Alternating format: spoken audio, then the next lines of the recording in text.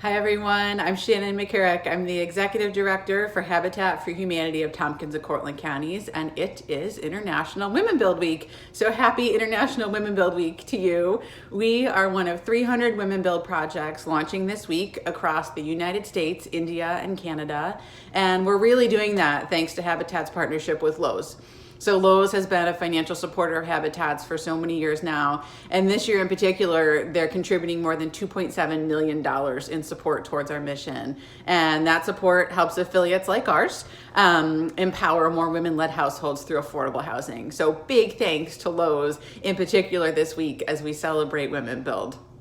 In addition to financial support, we're raising awareness about women's housing issues and the need for safe and affordable housing for women-led households. So despite being frontline healthcare workers and essential workers in fields like transportation and education, women are still really bearing the brunt of the economic consequences of COVID-19, and safe, decent housing has never been more important than now for all of us, but also in supporting women's stability and opportunities, and really just in empowering women-led households. So we hope you'll join us raising awareness about housing affordability and women's access specifically to affordable housing, in donating to Habitat, and just in raising awareness about these critical issues on social media this week. So you can learn more at habitat.org/womenbuild, and also you can follow the hashtag #BuildHer, and you can find that on our website too. And I also want you to learn more about what we're doing locally. So Sue Cosentini is on our job site at Slaterville Road in Ithaca. Sue's one of our Women Build supervisors, and she also owns her own construction company locally, Cosentini Construction. And Sue's going to give you a little tour. She's going to teach you about some tools, which she does so well, and just take you around and show you the progress that we've been making over the past few months, many months really, when so many of you haven't been able to join us on site and see it firsthand. So thanks for your support. Thanks for Lowe's and their support of Women Build. And here's Sue. Enjoy. All right, hi, my name is Sue Cosentini, and I'm a project and a crew leader for Tompkins, Cortland County Habitat for Humanity in upstate New York. And this is just one of the houses being worked on in this parcel of land. There's 3 of them here that Habitat is building, and in this case, remodeling, not building. So I'm just going to show you some of the aspects of construction. I'm a general contractor in our area.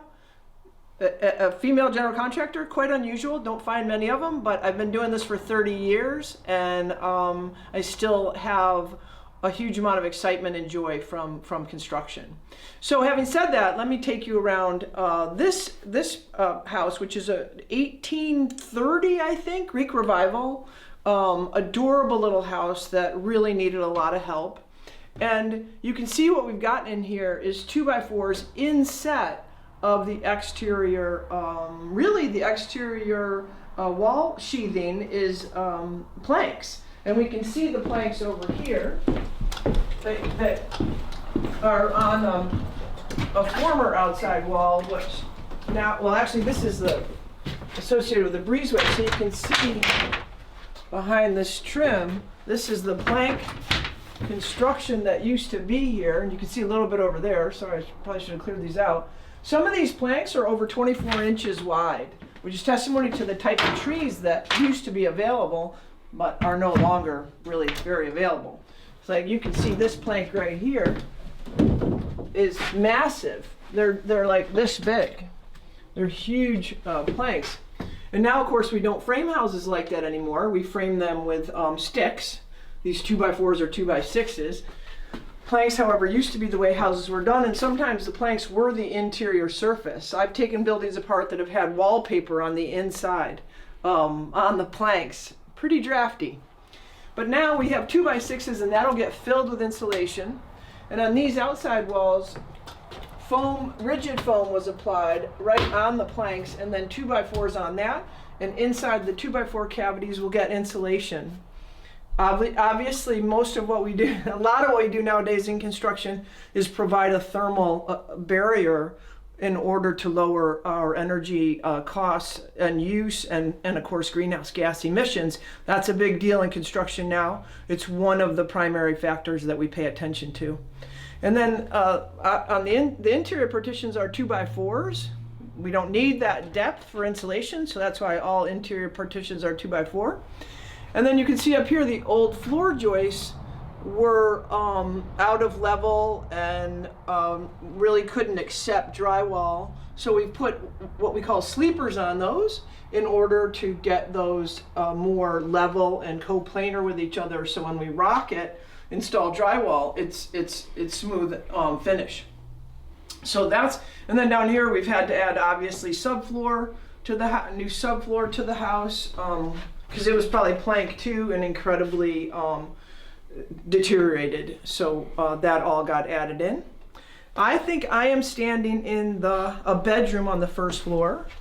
It's a little bedroom because of course we want all houses to now have ground floor bedrooms. And then this is the bathroom. This is an acrylic shower unit put in. And I think this is the kitchen. Yeah, this is the kitchen over here. I'm in the great room. And yeah, let's now take you upstairs and show you the rafters. All right.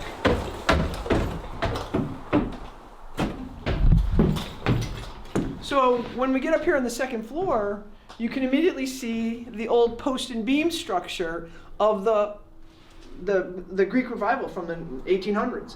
And these old big fat rafters come down and sit on this beam. And this beam is actually hand hewn. You can see the hewing marks right on it. And that means it wasn't milled, although it does have some mill marks, so I'm not positive. And so the building was held up by that beam. These rafters came to that beam. And of course now we framed it up because we have to get so much more insulation in now than used to be the case. And all the windows have to be boxed in for that. And then we sistered all the rafters. These are called sisters. And once again, in order to plane out the ceiling properly. Also though, to make the rafter cavities deep enough to fit insulation in. Once again, the thermal barrier being so critical nowadays, not only just to meet code, but just to make the house perform properly when it comes to energy use.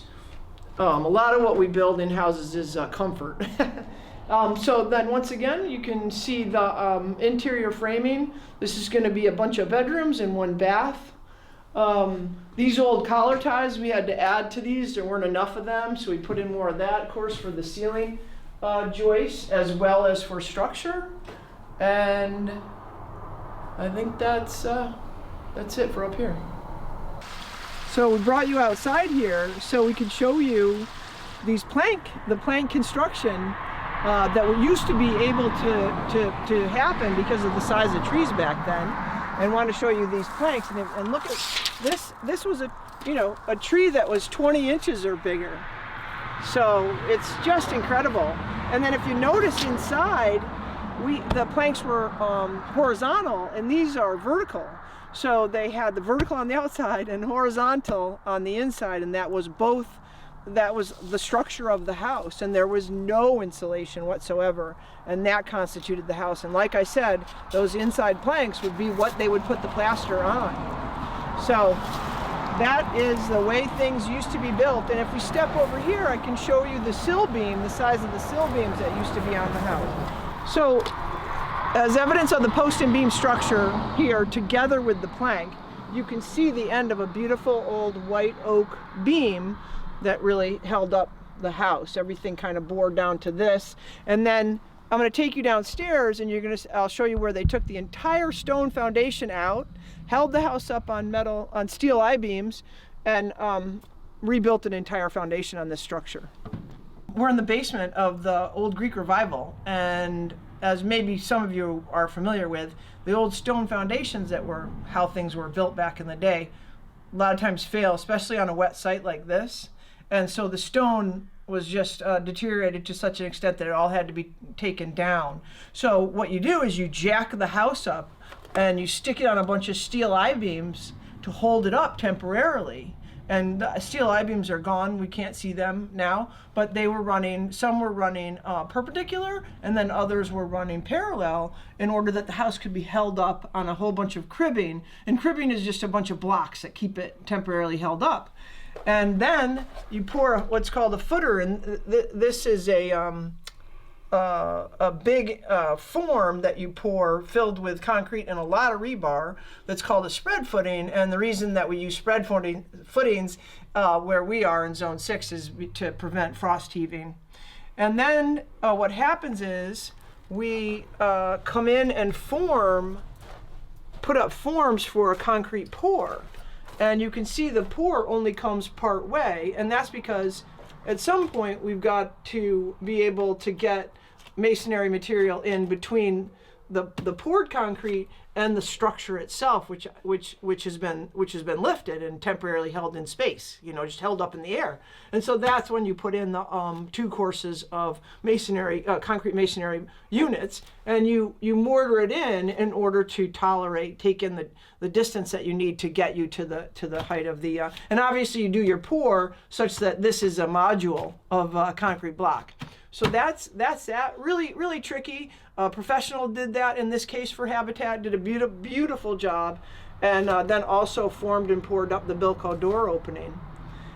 And then also down here you can just see the old floor joists from the old 1800 structure. And you can see the hand-hewn marks. A hewing axe is what I'm referring to when I talk about hand-hewn components. These are the hewing marks here. That's from the axe itself. To make a round log square, basically, is what a hewing axe is for. And then we have mill timbers too, which is sort of a testimony to the fact that probably materials were salvaged in order to build this house back in the day from different sources. This might have been from somebody's barn, brought in here. So when the building was reconstructed, these spans are much too great for tolerances nowadays. And so a giant microlam was put in. This is a double microlam. It looks like 11 7/8. This is engineered lumber, and it's transformed our industry. We couldn't live without it nowadays. And it was put in, and you can see eccentric shims had to be put in because all the floor joists were in different planes. So this absorbs that discrepancy, putting in these shims on each one of these joists. Over here you can see where a spread footing also had to be built for a point load that's coming down. And whenever you bring a big point load down, which of course is the center of this beam, you also have to put in a spread footing. And this is rather deep. It's like 10 inches deep by maybe 24 inches by 24 inches, and it's filled with rebar as well. And that's once again to spread out these large loads coming down at this point. So this basement has got a lot of technical cool stuff in it. You can see that a bunch of volunteers, myself included, one day had a fun time down here putting all the Armax insulation on to once again make it thermally broken and thermally protected.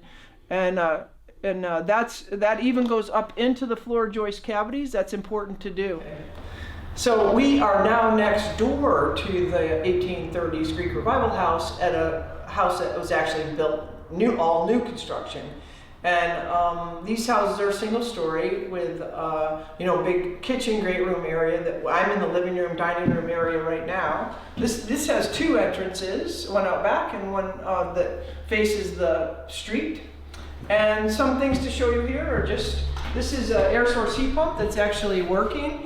And air source heat pumps are pretty much all that we put in these days for conditioning. And primarily that has been possible because the companies now, Mitsubishi, Fujitsu, Carrier, Lennox, different companies have now made them so much more efficient that they are 80% efficient down to -20. So that allows them to work in our climate, which is zone 6, which is pretty cold.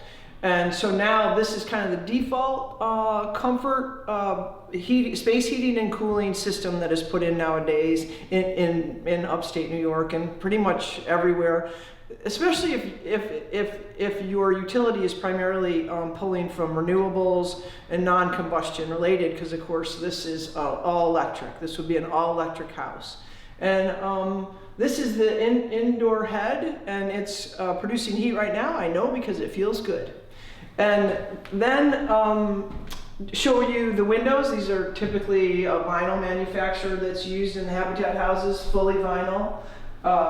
So this is the indoor head, the indoor air handling unit, and then out here, right outside the wall here, the outside wall, is the condensing unit, the outdoor unit, and that's the unit that takes cold air or whatever ambient air is out there, condenses it, extracts all the heat from it, and delivers it into this unit. And that's why it's called the condensing unit, and it goes in both directions. That's the beautiful thing about these new fixtures, these new appliances, if you will, devices, is that they go both directions. They provide heat and cooling. And nowadays, because of climate change, we do need more cooling than we used to. In this house, obviously there's a lot of finishes installed that we can kind of look at. And one that's quite apparent is the drywall has been put on the walls. And some of the tools used in drywall, it still requires that we use spackle. Colloquially, we call it mud. And there's still a bunch of knives and that kind of thing, and to do drywall work after it's on the wall. And you can actually see some of the spackle marks underneath some of the windowsills. And in this house, all the drywall is done, so I can't really show you that. Some of the other things that have been installed is this is a tile substrate product.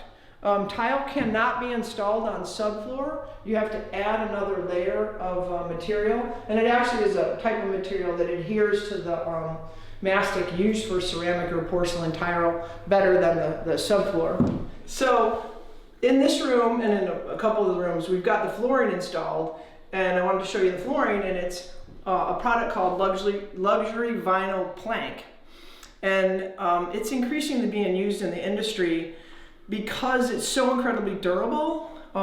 You can have all kinds of dogs and things and it won't destroy this product. It's also relatively affordable, and it's pretty easy to install. It doesn't require a bunch of adhesion or anything like that, so that's why it's being a preferred product. And you can buy it in a tile format as well. And this is one of the tools we use for that. It's a little mini saw that sits on the ground, where a lot of times you're doing the work, you'd have knee pads on, and this saw just cuts these things and rips them to make your installation go really fast. And I think Skill just came out with this little thing, and it's pretty wonderful. So we're outside now, and we're looking at the cladding product that we put on the houses typically, and it's vinyl siding. It comes in a double clapboard configuration, and vinyl siding is a great product, really easy to install, and obviously really durable. You never have to repaint it. It has all kinds of wonderful features in that regard with respect to no maintenance on them. One thing you have to remember with vinyl siding that's pretty much the most crucial component is to make sure you don't ever nail it tight. By virtue of its composition, it expands and contracts a lot, and you need to allow it to do that. So that's why with vinyl siding, many times you'll see there's voids wherever it inserts into a piece of trim in order that it can slide back and forth. That's why we have what's called J-channel and all the different moldings, and you can see it on the trim of this door right here that there's a recess that allows the vinyl siding to slide in. And it's really easy. It's designed to just clip in and allow for that movement. It's also designed with weep holes in the bottom, so if it does capture any water, the water gets out. It has all these under sill pieces for everything to clip into. It's kind of a all-in-one shop kind of product and installation. It seems like it's easy, but it's amazing how many things you can mess up when you do it. But that's the idea of, actually, I think you can see the J-channel on this window right here. See that recess is for sliding the piece into, and then that gap allows the siding to expand and contract over time because of hot and cold. I hope you all enjoyed those walkthroughs and learned as much as I did. Thanks, Sue. That was wonderful. If you want to learn more about Women Build, remember you can visit habitat.org/womenbuild, and also on social media, check out the hashtag BuildHer. If you'd like to volunteer with us, maybe check out 1932 and 1930 Slaterville Road yourself and work with our women builders. You can find us online at tchabitat.com and on facebook.com/tchfh. Happy International Women Build Week. Big thanks to Lowe's for their continued support, and we hope to see you all soon.